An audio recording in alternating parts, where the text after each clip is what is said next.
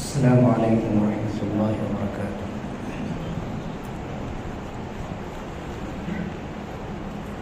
إن الحمد لله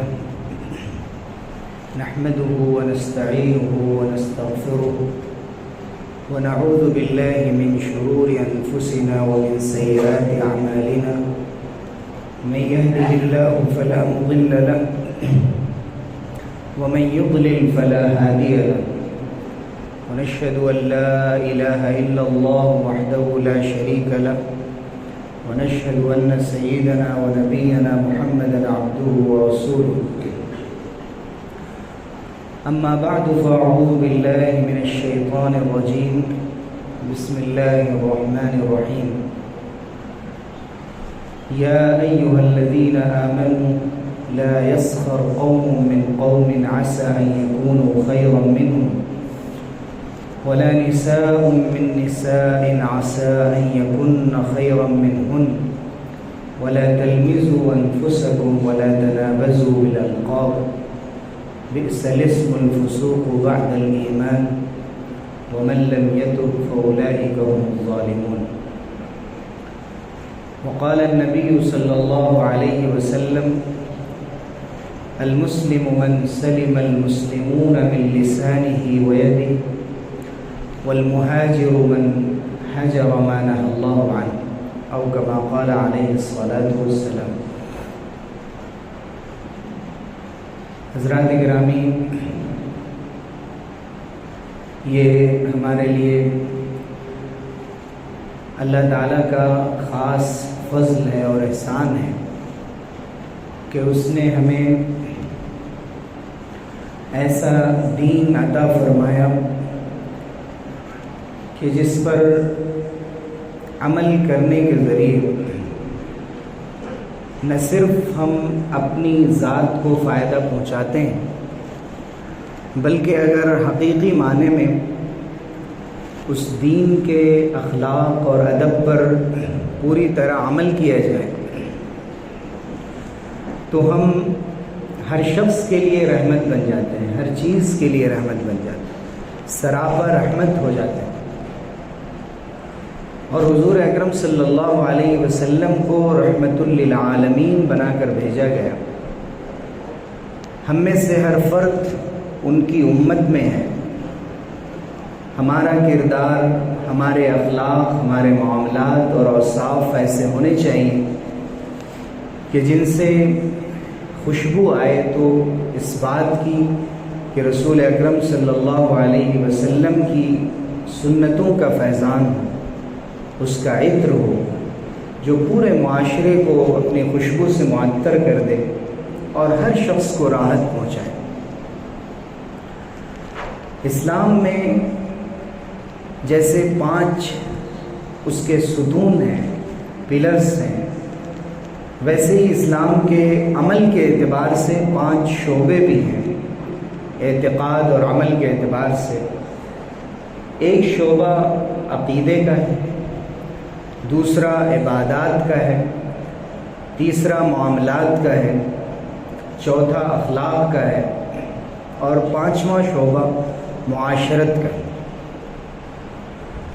معاشرت ایک ایسی چیز ہے جس کو دین کا حصہ عام طور سے ہم اپنی نادانی کی وجہ سے نہ سمجھتے ہیں، نہ دنیا کو یہ بتانے کی کوشش کرتے ہیں کہ یہ حصہ بھی وہ ہے جو ہم دین کی روشنی میں گزارتے ہیں، قرآن اور سنت کی روشنی میں گزارتے ہیں اور حضور اکرم صلی اللہ علیہ وسلم کی بتائی ہوئی تعلیمات کی روشنی میں گزارتے ہیں.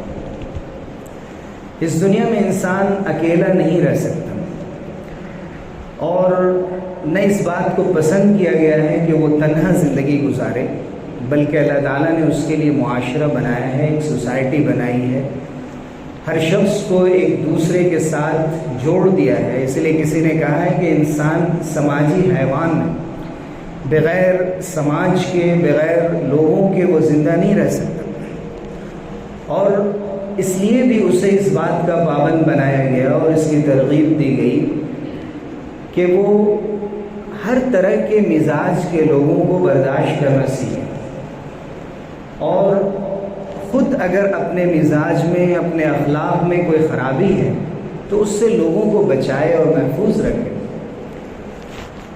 اور ایک مسلمان کو وہ یہ تعلیم دی گئی حضور اکرم صلی اللہ علیہ وسلم کی احادیث کے ذریعے، اس سے پہلے قرآن مجید کے ذریعے، کہ تمہیں مسلمان اور مومن اور متقی اور نمازی اور حاجی تو بعد میں بننا ہے، پہلے انسان بننا ہے۔ حقیقی معنی میں انسانوں کے ساتھ کیسے رہتے ہیں، انسان کو انسان سے کیا فائدہ پہنچ سکتا ہے اور اس سے کیا نقصان پہنچ سکتا ہے۔ انسان کے اندر دونوں طرح کی صفات ہیں۔ امام غزالی رحمۃ اللہ علیہ جو اتنے بڑے فلاسفر ہیں اسلام کے، ان کی کتاب ہے احیاء علوم الدین، یعنی دین کے جو علوم ہیں، دین کا جو سرمایہ ہے علم کا، ان کو زندہ کرنے والی کتاب۔ حضور اکرم صلی اللہ علیہ وسلم کی جو سنتیں ہیں، حضور نے جو آداب بتائے، اخلاق بتائے، جن کو لوگوں نے اپنے عمل کے ذریعے سے، اپنی غفلت کے ذریعے سے جن کو بھلا دیا اور گویا کہ ان کو مردہ کر دیا، امام غزالی نے فرمایا کہ میں اپنی اس کتاب کے ذریعے اس کو زندہ کرنا چاہتا ہوں۔ تو انہوں نے مسلمانوں کو خطاب کرتے ہوئے لکھا کہ دیکھو، سب سے بہتر تو یہ ہے کہ تم انسان بنو اور مسلمان اور مومن اور متقی بنو اور دین کے تقاضوں پر عمل کرو، لیکن پھر بہت ناراض ہوتے ہوئے اور لوگوں کی اخلاقیات کی خرابیوں کو دیکھتے ہوئے فرمایا کہ اگر تم انسان نہیں بننا چاہتے ہو تو کم سے کم ایسے حیوان تو بنو کہ جو فائدہ پہنچاتا ہے۔ جانوروں میں بھی ایسے جانور ہیں جو صرف فائدہ پہنچاتے ہیں، نقصان نہیں پہنچاتے ہیں۔ جب زندہ ہیں تو دودھ دیتے ہیں اور گوشت دینے کے لیے وہ اپنی جان دے دیتے ہیں، لیکن فائدہ ہی پہنچاتے ہیں، جی کر بھی اور مر کر بھی۔ کچھ جانور ہیں جو جنگلوں میں رہتے ہیں، جو عام حالات میں انسان کو کوئی تکلیف نہیں پہنچاتے ہیں، ہماری انسانی آبادی پر ان کا کوئی اثر نہیں ہوتا ہے۔ تو فرمایا کہ کم سے کم ویسے بنو کہ تم اگر فائدہ نہیں پہنچا سکتے تو کم سے کم نقصان مت پہنچاؤ۔ اور پھر فرمایا کہ کچھ جانور ایسے ہوتے ہیں جو انسان کو کوئی فائدہ نہیں پہنچاتے اور ہمیشہ نقصان پہنچاتے ہیں۔ انہوں نے فرمایا کہ کم از کم تم اپنے آپ کو ایسے حیوانات کی گھٹیا اخلاقیات سے محفوظ رکھو کہ تم سے لوگ اس لیے بچتے ہوں کہ یہ ڈنک مار سکتا ہے، یہ زہر پھیلا سکتا ہے، اور یہ شخص صرف اپنی زبان کے چھوٹے سے تانے سے، طنز سے پورے معاشرے کو مسموم کر سکتا ہے اور اچھی خاصی انسان کی جو اس کا ماحول ہے اس کو پراگندہ کر سکتا ہے۔ ایک صاحب بہت ناراض ہو رہے تھے اور بہت غلط زبان استعمال کر رہے تھے، تو ایک بزرگ نے معلوم کیا کہ یہ کیوں اتنا خفا ہے اور کیوں ایسی گالی گلوچ کر رہے ہیں۔ تو دوسرے صاحب نے کہا کہ اب ان کی غلطی ہے اس لیے کہ ان کو تو فلاں صاحب نے صرف اتنا کہا کہ تم تو غلاموں کی اولاد ہو اور کچھ نہیں کہا، لیکن کتنی بڑی بات کہہ دی۔ اب وہ 1 گھنٹے تک اگر گالی گلوچ کرتے رہیں اور ناراض ہوتے رہیں تو اس کا سبب کون بنا؟ اور کتنی بڑی بات ہے کہ کوئی انسان کسی کو کسی کے نسب کے سلسلے میں عار دلا دے، اس کو احساس دلا دے کہ تم ہمارا برابر کے نہیں ہو، تم اپنے نسب خاندان کے اعتبار سے ہمارے برابر کے نہیں ہو، اپنے دین اور کردار کے اعتبار سے ہمارے برابر کے نہیں ہو، تم اپنے علاقے کے اعتبار سے ہمارے برابر کے نہیں ہو، رنگ اور نسل کے اعتبار سے ہمارے برابر کے نہیں ہو۔ یہ بات اللہ تعالیٰ کو اتنی زیادہ ناپسند ہے کہ قرآن مجید میں جگہ جگہ انسانوں کے جو رویے بتائے گئے ہیں ان میں سب سے زیادہ ناپسندیدگی کا اظہار اسی طرح کے رویوں پر کیا گیا۔ جب انسان کو ایک ساتھ رہنا ہے تو ایک ساتھ رہنے میں پھر ہر انسان برابر درجے کا نہیں ہوتا ہے۔ کسی شخص کے اندر کچھ خوبیاں ہوتی ہیں، کسی کے اندر کچھ خرابیاں ہوتی ہیں۔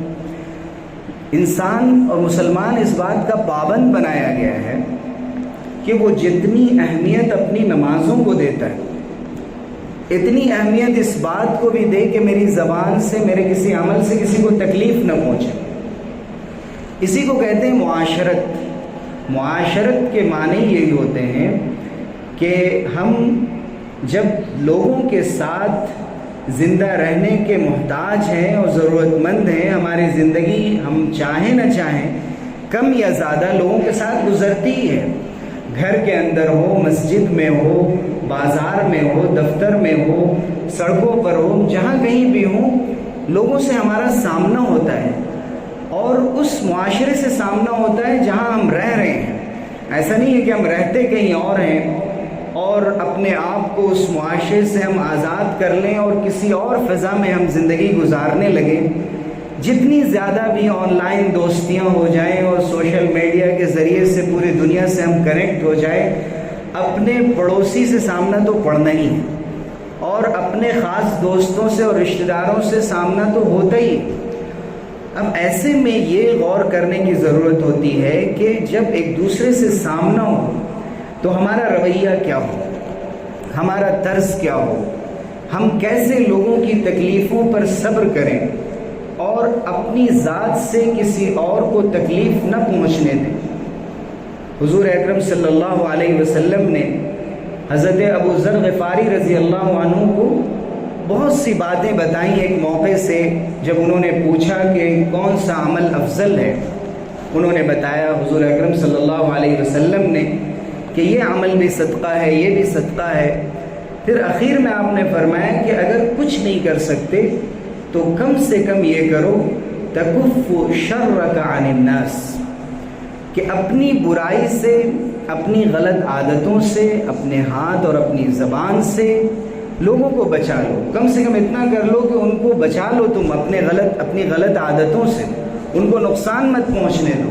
فإنها صدقة منك على نفسك، یہ بہت بڑا صدقہ ہے، یہ صدقہ تم خود اپنے آپ کو دے رہے ہو کہ تم کسی اور کو اپنی ذات سے کوئی تکلیف نہیں پہنچا رہے۔ آپ غور کریں کہ اسلام نے جو ہمیں تعلیمات دی ہیں، اتنا خوبصورت ادب سکھایا ہے ہمیں، حتیٰ کہ نیک اعمال کے اندر بھی جو خالص اللہ کے لیے کیے جانے والے کام، مثلا نماز ہے، اور نماز مسجد میں پڑھنا، جماعت کے ساتھ پڑھنا سنت مؤکدہ یا واجب ہے بہت سے علماء کے نزدیک۔ اب ایسے میں اگر کسی شخص سے کسی کو تکلیف پہنچے، اس معنی میں کہ اس کو کوئی ایسی بیماری لگی ہوئی ہو جس کو دیکھ کر گھن آتی ہو یا اس سے بو پیدا ہوتی ہو، یا جیسے ہم نے کرونا کے زمانے میں دیکھا کہ جو گائیڈ لائنز جاری ہوئی اور اس زمانے میں علماء نے بھی ہدایات جاری کی، تو ایسے موقع سے کہ جب ہماری ذات سے، ہماری بیماری سے کسی کو تکلیف پہنچتی ہے، تو اتنا مبارک عمل کہ مسجد میں جانا، اس میں بھی منع فرما دیا گیا۔ نہ صرف یہ کہ اس سے کہا گیا کہ تمہارے لیے گھر میں نماز پڑھنا افضل ہے، بلکہ اگر کوئی ایسی بیماری ہو جس سے لوگوں کو گھن آتی ہو، تکلیف پہنچتی ہو، تو واجب ہے کہ وہ مسجد نہ آئے، وہ مسجد نہ آئے، وہ گھر ہی میں نماز پڑھے۔ اس کے لیے گھر میں نماز پڑھنے کا ثواب ہے، مسجد میں نماز پڑھنے کا گناہ ہے، اس لیے کہ لوگوں کو تکلیف پہنچا رہا۔ تو اتنا مبارک عمل، اس کے باوجود بھی لوگوں کو تکلیف پہنچے، ذہنی کوفت ہو، اذیت ہو، لوگ پریشانی میں مبتلا ہو جائیں، اس کو شریعت نے اور اسلام نے بہت اہمیت دی۔ حجر اسود کو بوسہ دینا کتنا مبارک عمل ہے۔ جس نے حجر اسود کو بوسہ دیا، ایسے جیسے اس نے اللہ تعالیٰ سے مصافحہ کیا، اور اس کے گناہ جھڑتے ہیں۔ اس کے باوجود یہ فرمایا گیا کہ اگر ازدحام کی وجہ سے، بھیڑ کی وجہ سے، تمہارے بوسہ لینے کی وجہ سے بہت سے لوگوں کو اذیت پہنچتی ہو، تو یہ کوئی بڑائی کی بات نہیں ہے، کمال کی بات نہیں کہ آپ یہ دکھائیں کہ میں نے چھلانگ لگا کر بوسہ لے لیا اور اتنے لوگوں کو اپنے نیچے گرا دیا۔ اسے ایک حرام عمل قرار دیا گیا، ایک گناہ کبیرہ ہے کہ آپ دوسرے لوگوں کو تکلیف پہنچا کر اپنا ایک نیک عمل انجام دے رہے ہیں۔ رات میں تہجد پڑھنا اٹھ کر، اس سے بڑھ کر کوئی عمل ہو سکتا ہے؟ حضور اکرم صلی اللہ علیہ وسلم پر واجب تھا، پھر بھی حضور اکرم صلی اللہ علیہ وسلم تہجد کی نماز میں اٹھتے۔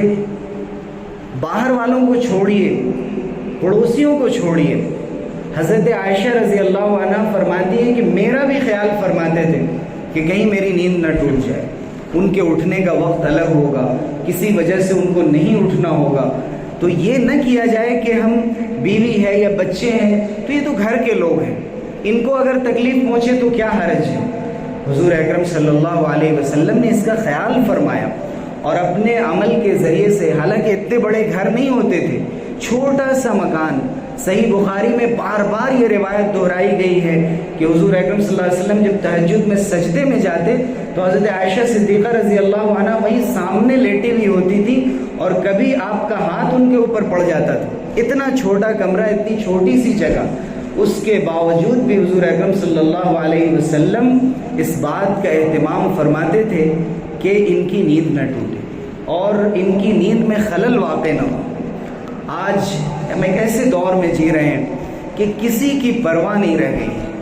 ہم گھروں سے باہر نکلتے ہیں تو بتانا ضروری نہیں سمجھتے کہ ہم کہاں جا رہے ہیں اور کتنی دیر ہم باہر رہیں گے، اور ہم گھر کھانا کھا کر آئیں گے یا گھر آ کر کھائیں گے۔ ایک نیک بیوی، فرما بردار بیوی انتظار کر رہی ہوتی ہے کہ ساتھ کھانا کھائیں گے، بچے انتظار کر رہے ہوتے ہیں، لیکن ہمیں اس بات سے کوئی فرق نہیں پڑتا۔ ہماری حاکمیت ہے، سرداری ہے، ہم گھر کے بڑے ہیں اور ہم یہ نمونہ قائم کر رہے ہیں اپنے بچوں کے لیے کہ گھر سے جب بھی چاہیں چلے جائیں اور جب چاہیں چلے آئیں، کسی کو بتانا کوئی ضروری نہیں۔ لیکن یہ ادب ہے کہ گھر کے لوگوں کو ہماری ذات سے کوئی تکلیف نہ پہنچے، بے وقت ہم گھر نہ چلے آئیں، نیند میں خلل نہ پڑے۔ اسی طرح سے اور بھی بہت سے عمل ہیں۔ مسجد میں بہت سی مرتبہ دیکھا جاتا ہے کہ دوسری جماعت بناتے ہیں، بعض حضرات دیر سے آتے ہیں نماز پڑھنے کے لیے۔ آپ راستے کی مسجد ہے، دوسری جماعت آپ کر سکتے ہیں، لیکن تھوڑا انتظار کر لیں، ایک دو لوگ اور اگر جڑ جائیں تو یہ نہ ہو کہ دوسری، تیسری، چوتھی جماعتوں کا ایک سلسلہ ہو جائے اور جو لوگ نماز پڑھ کے فارغ بیٹھے ہوئے ہیں، اپنی عبادت کر رہے ہیں، ان کو اس سے خلل ہو۔ یا اگر دوسری جماعت کر رہے ہیں، پیچھے ہٹ کر کریں، پیچھے بھی کریں تو اگر آپ کے ساتھ جتنے لوگ ہیں اتنی آواز کافی ہے، لیکن ہم اتنی بلند آواز سے نماز پڑھاتے ہیں کہ ہماری مسجد ہے اور ہم پڑھ سکتے ہیں، اور اگر کوئی منع کرے تو کبھی یہ بھی کہہ دیتے ہیں کہ اگر اگلی بار آپ نے منع کیا تو میں مصلی پہ آ کر پڑھوں۔ یعنی یہ جو باتیں پیش آئی ہیں وہ میں ذکر کر رہا ہوں کہ حیرت انگیز بات ہے۔ یا مسجد میں کوئی بیان ہونے والا ہے، پہلے سے وقت دے دیا گیا ہے لوگوں کو، تو بعض سنتیں جو مؤکدہ نہیں ہیں وہ گھر میں بھی پڑھی جا سکتی ہیں۔ حضور اکرم صلی اللہ علیہ وسلم نے فرمایا کہ اپنے گھر کو تم مردہ مت بناؤ اور مقبرہ مت بناؤ، قبرستان مت بناؤ، نمازیں گھر میں بھی پڑھا کرو۔ تو اگر کوئی بیان ہونے والا ہے، اجتماعی عمل ہے، تو اگر ہم نے سنت مؤکدہ پڑھ لی اور بقیہ نمازیں ہم بعد میں گھر جا کر پڑھ لیں گے یا بیان کے بعد پڑھ لیں گے تو اس کی وجہ سے ہماری اجتماعیت قائم رہتی ہے۔ لیکن دیکھا گیا ہے کہ عام طور سے اس دن اور زیادہ لوگ خطیب کے بالکل سامنے کھڑے ہو کر نماز پڑھتے ہیں اور آپ ان کو نہیں سمجھا سکتے۔ لوگ یہ کہتے ہیں کہ بھائی میں کیا غلط کر رہا ہوں، میں تو بالکل آگے کی صف میں نماز پڑھ رہا ہوں، میں کوئی غلط نہیں کر رہا ہوں۔ ہماری بھی ذمہ داری ہوتی ہے کہ مسجد میں کوئی پروگرام ہے یا کوئی اجتماعی عمل ہے تو ہم فوراً نہ شروع کر دیں کہ لوگوں کی جو ضروری عبادتیں ہیں وہ کم سے کم مکمل ہو جائیں، لیکن چونکہ نمازوں کے علاوہ بہت سارے کام مسجد میں ہوتے ہیں تو یہ کام بھی ضروری ہوتا ہے، دونوں کا خیال رکھنا ضروری ہوتا ہے۔ تو ایسے مبارک اعمال میں بھی اس بات کی تعلیم دی گئی ہے کہ ہماری ذات سے کسی اور کو تکلیف نہ پہنچے اور ہمارے کام صحیح طور پر انجام دیے جائیں۔ اسی طرح یہ صرف مقصد نہیں ہے کہ ہماری ذات سے کسی کو تکلیف نہ ہو، ہمارے ہاتھ سے کسی کو تکلیف نہ ہو۔ جو حدیث ہم نے پڑھی اس میں فرمایا گیا کہ مسلمان وہ ہے کہ جس کی زبان سے اور جس کے ہاتھ سے مسلمانوں کو تکلیف نہ ہو۔ مسلمان چونکہ مسلمانوں کے ساتھ رہتے ہیں اس لیے یہاں پر مسلمانوں کا ذکر کیا گیا۔ بعض روایتوں میں کہ جس سے لوگوں کو تکلیف نہ ہو۔ والمؤمن من امنہ الناس علی دمائہم واموالہم، مومن وہ ہے کہ جس سے لوگوں کو اپنی جان اور اپنے مال کے سلسلے میں اطمینان ہو۔ اس کے کسی بھی عمل سے، ہاتھ سے اکثر کام کیے جاتے اس لیے ہاتھ کا ذکر آیا، لیکن کسی بھی طرح سے ہمارا کوئی عمل ہو تو ہمارے عمل سے کسی کو تکلیف نہ پہنچے، راستے میں کوئی تکلیف دہ چیز نہ ڈالی جائے کہ کسی کو تکلیف ہو۔ مسجد میں چپل اتارنے کی جو جگہ بنائی جاتی ہے، اتنی بڑی جگہ ہوتی ہے، لیکن ہم اس کو عبادت نہیں سمجھتے، اس کو ہم یہ نہیں سمجھتے کہ اذیت دینا کبیرہ گناہ ہے کسی مسلمان کو۔ کسی نے چپل ایک جگہ اتاری تھی، نماز کے بعد اس کو جانا ہے، اس کی چپل کہاں چلی جاتی ہے اسے معلوم نہیں، اور کتنی اسے پریشانیوں سے گزرنا پڑتا ہے۔ ہم کسی کے جوتے چپل کے اوپر چپل رکھ دیتے ہیں۔ یہ سب باتیں بظاہر کہنے کی نہیں ہیں، اور خاص طور سے ایسے لوگوں کے بیچ میں کہ جو خود ان چیزوں کی ٹریننگ دے سکتے ہیں، لیکن افسوس کہ جب عمل کا موقع آتا ہے تو یہ چیزیں ایک چیلنج بن جاتی ہیں کہ ہم آخر کیسے کسی کو کہیں اور کیسے سمجھائیں کہ یہ باتیں مناسب نہیں ہیں۔ لیکن اگر ہم سب لوگ مل کر ان چیزوں پر عمل کریں اور ڈسپلن قائم رکھیں تو مسجدوں کا نظام بھی بہتر سے بہتر چل سکتا ہے۔ اور اگر کوئی دیکھنے والا آ جائے تو دیکھ لے کہ صرف بدھسٹوں کی عبادت گاہوں میں چپل ترتیب سے نہیں اتاری جاتی، بلکہ مسجد میں بھی چپلیں ترتیب سے اتاری جا سکتی ہیں۔ آج بھی ہم یہ کر سکتے ہیں۔ پانی کا انتظام ہوتا ہے، ہم پانی کا استعمال کیسے کریں کہ پانی وہاں نہ گرے، یہ چھوٹی چھوٹی چیزیں ہیں۔ راستے کا استعمال ہے، اپنی گاڑیوں کی پارکنگ کا مسئلہ ہے۔ بلڈنگوں میں دیکھا جاتا ہے کہ بعض لوگ اپنی آسانی کے لیے اپنے فلور پہ لفٹ کو لاک کر دیتے ہیں کہ جتنی بار لفٹ جائے تو ہمارے فلور پہ ضرور روکے۔ عجیب و غریب بات ہے کہ یہ چیزیں دیکھنے میں تو مسلمان کرتے ہیں یہ کام کہ ہمیں فائدہ پہنچ جائے، بقیہ لوگوں کو کوئی بھی کام ہو ہمیں اس سے کوئی فرق نہیں پڑتا ہے۔ یہ حیرت انگیز ہے کہ ہماری عبادتیں ماشاءاللہ صحیح ہو رہی ہیں، اگلی صف کے ہم نمازی ہیں، لیکن اپنی ذات سے اپنے عمل سے ہم تکلیف پہنچا رہے ہیں۔ اس سے آگے بڑھ کر کوئی حرج نہیں ہے، یہ ہمارا گھر ہے، ہمارا اپنا ماحول ہے، اپنی مجلس ہے۔ اگر ہم یہاں بات نہیں کریں گے تو کہاں بات کریں گے؟ ہم بات کر رہے ہیں مسجد کے وضو خانوں کی، ہم بات کر رہے ہیں مسجد کے واش رومز کی، کہ کیا ہمارا یہ فریضہ نہیں کہ ہم ان کو صاف رکھیں؟ مسجد انتظامیہ کی طرف سے جتنی بھی کوشش کر لی جائے، لیکن ایک بد سلیقہ انسان پورے معاشرے کو گھناؤنا بنا سکتا ہے۔ کیا ہماری ذمہ داری نہیں ہوتی؟ اسی لیے شریف لوگ مسجدوں میں استعمال ہی نہیں کرتے وضو خانے اور واش روم، ان کو معلوم ہے یہ گندے ہوں گے۔ تو یہ وہ چیزیں ہیں کہ جنہیں ہمیں دکھانا ہے کہ ہم حضور اکرم صلی اللہ علیہ وسلم کی امت کے افراد ہیں، اور سب سے بہتر طریقے پہ ہم یہ کام کر سکتے ہیں۔ دوسرا پہلو اس میں زبان سے تکلیف پہنچانے کا ہے۔ زبان سے تکلیف ہم بہت سے طریقوں سے لوگوں کو پہنچاتے ہیں۔ زبان کے ایسے بڑے بڑے گناہ ہیں، اور یہ ایک ایسی چیز اللہ تعالیٰ نے ایسی دولت دی ہے انسان کو، قوت بیان عطا فرمائی ہے۔ ابھی میں کھڑا ہو کر آپ کے سامنے گفتگو کر رہا ہوں، یہ صرف یہ زبان کی قوت ہوتی ہے کہ انسان اپنی بات پہنچا پاتا ہے۔ اور اگر انسان جتنا بھی مطالعہ رکھتا ہو، علم رکھتا ہو، لیکن اس کی زبان نہیں چلتی، حضرت موسیٰ علیہ السلام نے فرمایا وَلَا يَنطَلِقُ لِسَانِي، میری زبان نہیں چل رہی ہے، حضرت ہارون کو میرے ساتھ نبی بنا دیجیے، تو بنایا گیا ان کو، وَأَخِي هَارُونُ هُوَ أَفْصَحُ مِنِّي لِسَانًا۔ لیکن یہ زبان ایک بار کسی مصیبت کا شکار ہو جائے، اس کا ذائقہ چلا جائے، خدا نخواستہ فالج کا حملہ ہو جائے، انسان اس دنیا سے چلے جائے۔ سنے جاتے نہ تھے تم سے میرے دن رات کے شکوے، کفن سرکاؤ میری بے زبانی دیکھتے جاؤ۔ اب کچھ نہیں کہہ سکتے، زبان بند، جو کسی مجمع میں خاموش نہیں رہتی تھی۔ لیکن یہ زبان ہم کہاں استعمال کر رہے ہیں؟ زبان کو کبھی ہم جھوٹ بولنے کے لیے استعمال کر رہے ہیں، کبھی غیبت کے لیے استعمال کر رہے ہیں، کبھی چغلخوری کر رہے ہیں۔ غیبت وہ ہے جو کسی کا ذکر اس طرح کیا جائے کہ وہ سنے تو اس کو برا لگے۔ صحابہ نے پوچھا کہ اگر اس کے اندر وہ عیب ہو تو، کا عیب ہو تو غیبت ہے، اور اگر عیب نہیں ہے پھر بھی آپ کہہ رہے ہیں تو یہ تو بہتان ہے، اس سے بڑا گناہ ہے۔ اور چغلخوری یہ ہے کہ بڑے اہتمام کے ساتھ کسی خاص شخص کی شکایت کسی کو پہنچا دی جائے اور اس کو اس سے بدظن کر دیا جائے۔ یہ نہیں کہ صرف تبصرے ہو رہے ہوں، بلکہ بعض خاص انداز سے بات کو پہنچایا جائے، تو گویا غیبت ہی کی ایک قسم ہے اور غیبت ہی کا ایک طریقہ ہے۔ حضور اکرم صلی اللہ علیہ وسلم نے فرمایا لا يدخل الجنت قطات، یہ چغلخور جنت میں نہیں جائیں گے۔ مسلمان تو چغلخوری پورے مسلم معاشرے کی محلوں کی کر رہے ہیں، مخبری کر رہے ہیں، لوگ لگے ہوئے ہیں مسجد کے سامنے، یہاں وہاں لوگ گھسے ہوئے ہیں مسلم معاشرے کے اندر، اور بے روزگاری کے زمانے میں وہ اس کے ذریعے سے پیسے کما رہے ہیں کہ یہاں کی بات وہاں پہنچائی جائے۔ حضور اکرم صلی اللہ علیہ وسلم کی زبان میں ایسے لوگ منافق کہ جو مسلم معاشرے کو سخت نقصان پہنچا رہے ہیں اور جن کی وجہ سے ہمیں سخت تکلیفوں سے گزرنا پڑ رہا ہے۔ اس لیے ہماری جو محفلیں ہوتی ہیں، تبصرہ جب کسی پر کیا کیجئے، سامنے آئینہ رکھ لیا کیجئے، ہم اپنے کو دیکھیں کہ ہم کیا کر رہے ہیں، ہم کیسے ہیں اس آئینے میں۔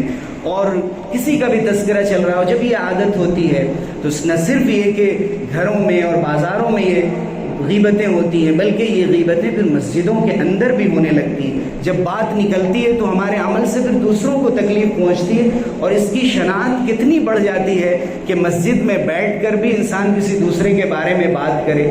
اس لیے سب سے بہترین طریقہ ہوتا ہے کہ کسی کے بارے میں کوئی تبصرہ ہی نہ کیا جائے، اس لیے کہ جب ہم کسی کی بات نکالتے ہیں تو اچھی باتوں سے بری باتوں کی طرف جاتے ہیں۔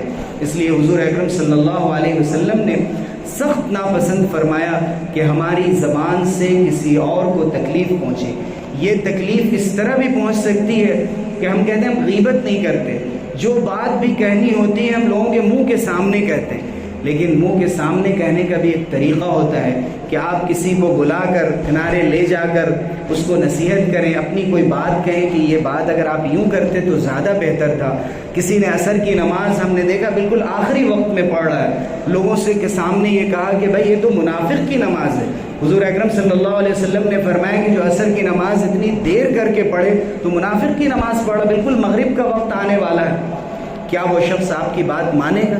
وہ کہے گا کہ ٹھیک ہے آپ سچے مومن اور مسلمان رہیں، مجھے مطلب نہیں ہے آپ منافق سمجھیں مسلمان سمجھیں، میں اپنے طریقے پہ عمل کروں۔ یہی بات اگر اس کو کنارے لے جا کر سمجھائی جائے اور بتایا جائے کہ آپ کو صحیح وقت پر نماز پڑھنی چاہیے، وہ اس شخص کا دل بھی خوش ہوگا، وہ آئندہ عمل کی کوشش بھی کرے گا۔ لیکن ہم یہ کمال کی بات سمجھتے ہیں، ہم کبھی برداشت نہیں کرتے ہیں کہ لوگ کسی کے سامنے ہمیں دو ٹوک انداز میں کوئی بات کہہ دیں، ترکی بترکی جواب دے دیں، لیکن ہم اس بات کو کمال کہ ہم صاف بات کرتے ہیں، ہمیں صاف بات کرنے کی عادت ہے، اس لیے ہم نے صاف صاف لوگوں کے سامنے کہہ دیا۔ آپ نے دیکھا اس کا چہرہ کیسا بن گیا جب ہم نے کہا، اس کی ہوائیاں اڑ گئیں۔ لیکن کیا یہ باتیں اللہ اور اس کو رسول کو راضی کرنے والی ہیں؟ حق بات جہاں کہنی چاہیے وہاں تو ہم کہہ نہیں پاتے، جو زباں ملی تو کٹی ہوئی، جو قلم ملا تو بکا ہوا، ہم بول ہی نہیں پاتے جہاں بولنا ہے۔ لیکن اپنے بھائیوں کے سلسلے میں، اپنے لوگوں کے سلسلے میں ہم ایسی باتیں کہہ دیتے ہیں کہ بیچارہ وہ شرمندہ ہو جاتا ہے۔ اور کسی بڑے آدمی کو ہم یہ بات نہیں کہہ سکتے جو علم اور دولت کے اعتبار سے بڑا، اسے نہیں کہہ سکتے، کسی غریب کو کہہ دیتے، کسی چھوٹے کو کہہ دیتے، لیکن دل تو اس کا بھی ہوتا ہے، تکلیف تو اس کو بھی پہنچتی ہے۔ اس لیے اس تکلیف سے اگر اللہ تعالیٰ ناراض ہوتا ہو تو یہ ہمارے لیے بہت سخت بات ہوگی۔ اس لیے اس بات کی ضرورت ہے کہ اپنی زبان کا استعمال کبھی بھی غیبت کے لیے نہ ہو، کہ اپنے مسلمان بھائی کا، وہ بھی مردار کا گوشت کھانے کے برابر بتایا گیا کہ ہم اس کی غیبت کر رہے ہیں۔ اللہ تعالیٰ ہم سب لوگوں کی زبانوں سے ان برائیوں کو دور کر دے، ہمیشہ محفوظ رکھے۔ اور حضور نے جو فرمایا کہ زبانوں کے گناہ کی وجہ سے لوگ چہروں اور اپنے ناک کے نتنوں کے بل جہنم میں ڈال دیے جائیں گے، اور زبان کے زخم جو کبھی بھرتے نہیں ہیں، اللہ تعالیٰ ایسا زخم پہنچانے سے اور تکلیف پہنچانے سے ہم سب کو محفوظ رکھے اور محبت کے ساتھ زندگی گزارنے کی توفیق دے۔ آمین وآخر دعوانا الحمدللہ۔